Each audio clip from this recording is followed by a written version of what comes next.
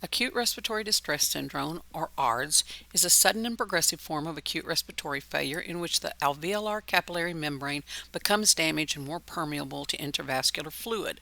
The incidence of ARDS in the United States is estimated to be more than 150,000 cases per year. Despite supportive therapy, the mortality rate from ARDS is approximately 50%. Patients who have both gram-negative septic shock and ARDS have a mortality rate of 70 to 90%.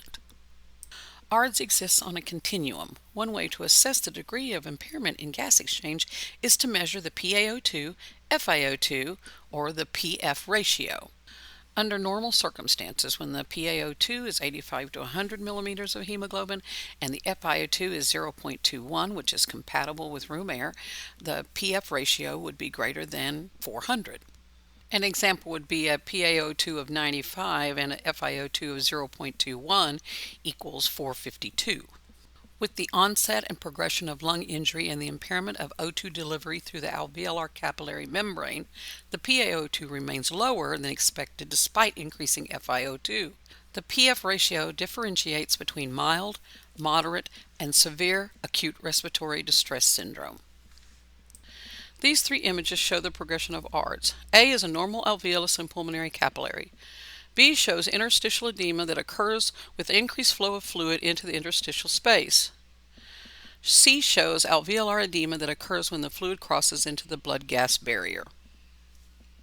Here are some predisposing conditions that can lead to ARDS. Some of the more common are aspiration of gastric contents or other substances, viral or bacterial pneumonia, sepsis, and in particular gram-negative infections, and severe massive trauma. Some less common causes are chest trauma, embolus, fat air, amniotic fluid or a thrombus, inhalation of toxic substances, near drowning, O2 toxicity, radiation pneumonitis, acute pancreatitis, coronary pulmonary bypass, disseminated intravascular coagulation, opioid drug overdose, severe head injury, shock states, transfusion-related acute lung injury. Diagnostic findings in ARDS. First of all, timing. If it comes within 1 week of a known clinical insult or new or worsening respiratory symptoms. Chest x-ray. Bilateral opacities not fully explained by effusions, lobar or lung collapse, or nodules. And then oxygenation. We talked about the PaO2 FiO2 ratio. So for mild ARDS, you would see a PaO2 FiO2 ratio greater than 200 to less than 300 with a PEEP or CPAP of greater than or equal to 5 centimeters of water. In moderate ARDS, your PaO2 FiO2 ratio is 100 to less than 200 with a PEEP or CPAP of greater than or equal to 5 centimeters of water. In severe ARDS, your PaO2 FiO2 ratio is less than 100 with a PEEP or a CPAP of greater than or equal to 5 centimeters of water. Patients with multiple risk factors are 3 to 4 times more likely to develop ARDS. So this is just a diagram showing that ARDS can develop from direct lung injury, or it may develop from systemic inflammatory response syndrome. ARDS may also develop as a consequence of multiple organ dysfunction syndrome, better known as MODS. The neutrophils release biochemical, humoral, and cellular mediators that produce changes in the lung. These include increased pulmonary capillary membrane permeability, destruction of the elastin and collagen, and formation of pulmonary microemboli and pulmonary artery vasoconstriction. The pathophysiologic changes in ARDS are divided into 3 phases. The first one is the injury or the exudative phase. The second is the reparative or the proliferative phase. And the third is the fibrotic phase. The exudative or injury phase occurs 1 to 7 days, usually within 24 to 48 hours, after the initial direct lung injury or host insult. Initially, engorgement of the peribronchial and perivascular interstitial space produces interstitial edema. Next, fluid from the interstitial space crosses the alveolar membrane and enters the alveolar space. Intrapulmonary shunt develops because the alveoli fill with fluid and the blood passing through them can't pick up oxygen. The function of surfactant is to maintain alveolar stability by decreasing alveolar surface tension and preventing alveolar collapse. Decreased synthesis of surfactant and inactivation of existing surfactant cause the alveolar to become unstable and collapse, which is atelectasis. In addition, during this stage, necrotic cells, protein, and fibrin form hyaline membranes that line the alveoli. Hyaline membranes contribute to the development of fibrosis and atelectasis, leading to a decrease in gas exchange capability and lung compliance. The primary pathophysiologic changes that describe the injury or exudative phase of ARDS are interstitial and alveolar edema and atelectasis. As the lungs become less compliant because of decreased surfactant, pulmonary edema, and atelectasis, the patient must generate higher airway pressures to inflate stiff lungs. At this stage, ventilator management will often include a pressure-controlled type of ventilation. Pressure-controlled ventilation will help keep the inspiratory and plateau pressures from becoming too high.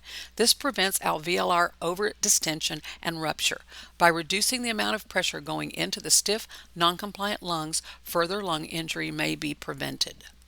Hypoxemia and the stimulation of juxtacapillary receptors in the stiff lung parenchyma initially cause an increase in respiratory rate and a decrease in tidal volume.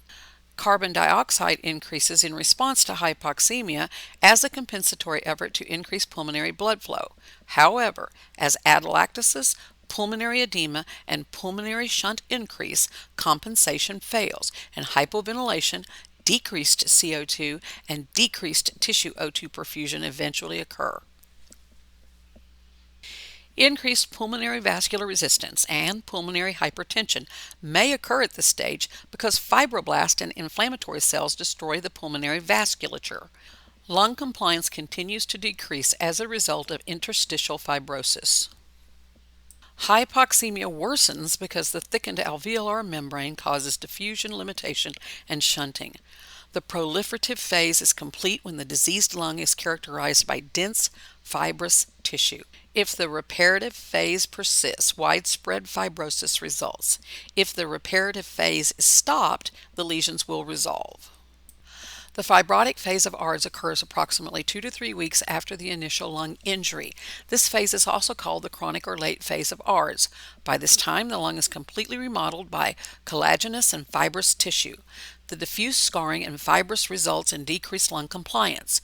In addition, the surface area of gas exchange is significantly reduced because the interstitium is fibrotic, and therefore hypoxemia continues. Pulmonary hypertension results from pulmonary vascular destruction and fibrosis. Progression of ARDS varies among patients. It's not known why injured lungs repair and recover in some patients, and in others ARDS progresses. Several factors seem to be important in determining the course of ARDS. These include the nature of the initial injury, the extent and severity of the comorbidities, and the pulmonary complications such as a pneumothorax. The initial presentation of ARDS is often subtle. At the time of the initial injury and for several hours to 1 to 2 days afterwards, the patient may not experience respiratory symptoms or may only exhibit dyspnea, tachypnea, cough, and restlessness. Respiratory alkalosis results from hypoxemia and the stimulation of those juxtacapillary receptors. The chest X-ray may be normal or reveal minimal scattered interstitial infiltrates. Edema may not show on the X-ray until there's a 30% increase in fluid content of the lung. As ARDS progresses, symptoms worsen because of increased fluid accumulation and decreased lung compliance. Respiratory distress becomes evident as work of breathing increases. Tachypnea, intercostal, and suprasternal retractions may be present. Pulmonary function tests in ARDS reveal decreased in compliance, lung volumes, and functional residual capacity, which is the FRC, and that is the amount of air remaining in the lungs at the end of a normal expiration. Tachycardia, diaphoresis, changes in mental status, cyanosis, and pallor may be present. Chest auscultation usually reveals scattered to diffuse crackles and coarse crackles on expiration. The chest X-ray shows diffuse and extensive bilateral interstitial and alveolar infiltrates. Hypoxemia, despite increased FiO2 by mask, cannula, or endotracheal tube, is the hallmark of ARDS. ABGs may initially demonstrate as normal or decreased PaCO2 despite severe dyspnea and hypoxemia. Hypercapnia signifies that respiratory muscle fatigue and hypoventilation are occurring, thus interfering with optimal gas exchange. Clinical manifestations show that pleural effusions may be present, and again, hypoxia, hypercapnia, and metabolic acidosis, as well as manifestations of target organ dysfunction, may develop if therapy is not started promptly. The chest X-ray shows new bilateral diffuse homogeneous pulmonary infiltrates without any evidence of cardiac failure, fluid overload, chest infection, or chronic lung disease. The primary cause of death in ARDS is multiple organ dysfunction syndrome, or MODS, often accompanied by sepsis. The vital organs most commonly involved are the kidneys, liver, and heart. Ventilator-associated pneumonia occurs in about 68% of patients with ARDS. Risk factors include impaired host defenses, contaminated equipment, invasive monitoring devices, aspiration of GI contents, especially in patients receiving enteral feedings, and prolonged mechanical ventilation. Strict infection control measures such as hand washing, sterile technique during endotracheal suctioning, frequent mouth care, and oral hygiene are required for prevention, as well as a ventilator bundle protocol, which is discussed in Table 67-8 in your text.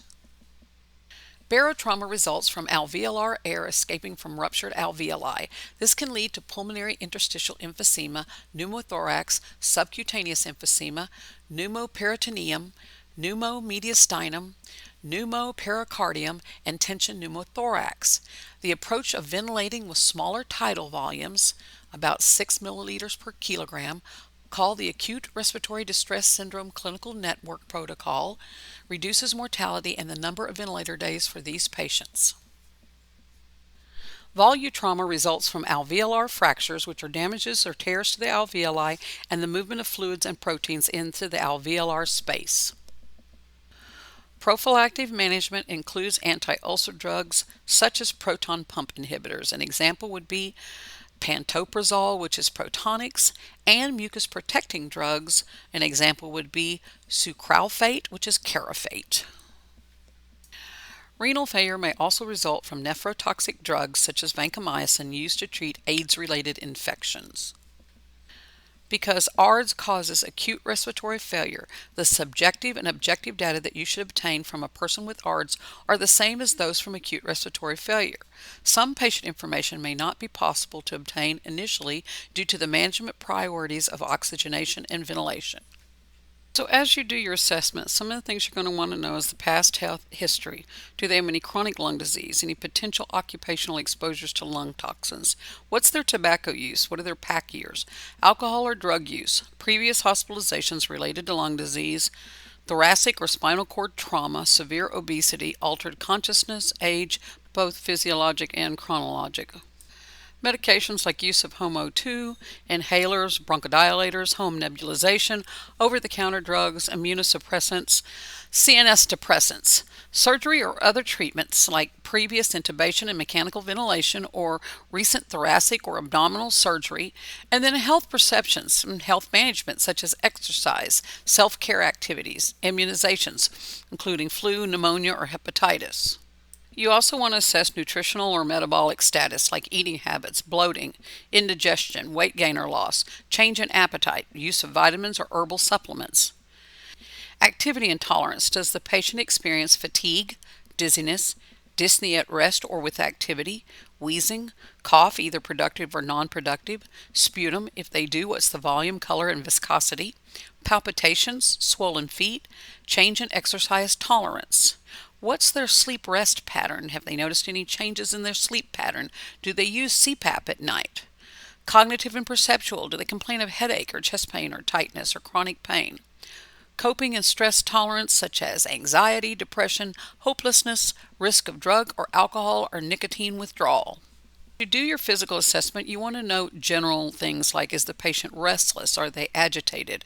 Is their skin pale or cool, clammy or warm? Is it flushed? Do you note peripheral or central cyanosis or peripheral dependent edema? You're going to do an in-depth respiratory assessment. Are the respirations shallow? Do you notice an increased respiratory rate progressing to a decreased rate? Do they use accessory muscles with evidence of retractions, increased diaphragmatic excursion, or asymmetry of chest expansion? Do you see any paradoxic chest or abdominal wall movement? Is there tactile fremitus or crepitus or deviated trachea on palpation? Absent diminished or adventitious breath sounds? Can you hear a pleural friction rub? Do you note bronchial or bronchial vesicular sounds heard in other than normal locations? Is there inspiratory stridor? Assess the cardiovascular system for tachycardia progressing to bradycardia, dysrhythmias, extra heart sounds like an S3 or S4, a bounding pulse. Does the patient have hypertension progressing to hypotension? Is there pulsus paradoxus, jugular vein distension, or pedal edema? We would check the abdomen for abdominal distension, ascites, epigastric tenderness, or hepatojugular reflux. Neurologically, is the patient somnolent, confused? Do they have slurred speech? Are they restless? Is there any delirium, agitation, tremors, seizure, coma, asterixis, decreased deep tendon reflexes, or papilledema? Manifestations of the patient's worsening respiratory status include increased work of breathing despite initial findings of normal PaO2 or SaO2. As ARDS progresses, it is associated with profound respiratory distress requiring endotracheal intubation and positive pressure ventilation. The chest X-ray is often termed whiteout or white lung because the consolidations and infiltrates are widespread throughout the lungs, leaving few recognizable air spaces. Pleural effusions may also be present. Again, severe hypoxemia, hypercapnia, metabolic acidosis, and manifestations of specific organ dysfunction may develop if therapy is not promptly started. Your nursing diagnoses are impaired gas exchange related to alveolar hypoventilation, intrapulmonary shunting, VQ mismatch, and diffusion impairment. Ineffective airway clearance related to excessive secretions, decreased level of consciousness, presence of an artificial airway, neuromuscular dysfunction, and pain. Ineffective breathing pattern related to neuromuscular impairment of respirations, pain, anxiety, decreased level of consciousness, respiratory muscle fatigue, and bronchospasm. Patients with moderate to severe ARDS are cared for in critical care units. With appropriate therapy, overall goals for the patients with ARDS include a PaO2 greater than 60 milligrams of hemoglobin and adequate lung ventilation to maintain normal pH. The primary goal of oxygen therapy is to correct hypoxemia. Patients with moderate to severe ARDS and refractory hypoxemia need intubation with mechanical ventilation to maintain the PaO2 at acceptable levels. During positive pressure ventilation, it is common to apply PEEP, which is positive end expiratory pressure, at 5 centimeters of water to compensate for loss of glottic function caused by the endotracheal tube. In patients with ARD, higher levels of PEEP, for example 10 to 20 centimeters of water, may be used. PEEP increases functional residual capacity and opens up collapsed alveoli. PEEP is typically applied in 3 to 5 centimeters of water increments until oxygenation is adequate with FiO2 less than or equal to 60%. PEEP may improve VQ in respiratory units that collapse at low airway pressures, thus allowing the FiO2 to be lowered. The additional intrathoracic and intrapulmonic pressures created by PEEP can compromise venous return to the right side of the heart, thereby decreasing preload, cardiac output, and blood pressure. High levels of PEEP cause hyperinflation of the alveoli, compression of the pulmonary capillary bed, reduction in the blood return to the left side of the heart, and a dramatic reduction in blood pressure. In addition, high levels of PEEP or excessive inspiratory pressures can result in barotrauma and volutrauma. If hypoxemic respiratory failure persists in spite of high levels of PEEP, alternate modes of mechanical ventilation and respiratory therapies may be used. These include airway pressure release ventilation, pressure control inverse ratio ventilation, high frequency ventilation, and permissive hypercapnia, which is low tidal volumes that allow the PaCO2 to increase slowly. Extracorporeal membrane oxygenation, or ECMO, ECMO, and extracorporeal carbon dioxide removal, ECCO2R, are external devices cannulated within large blood vessels.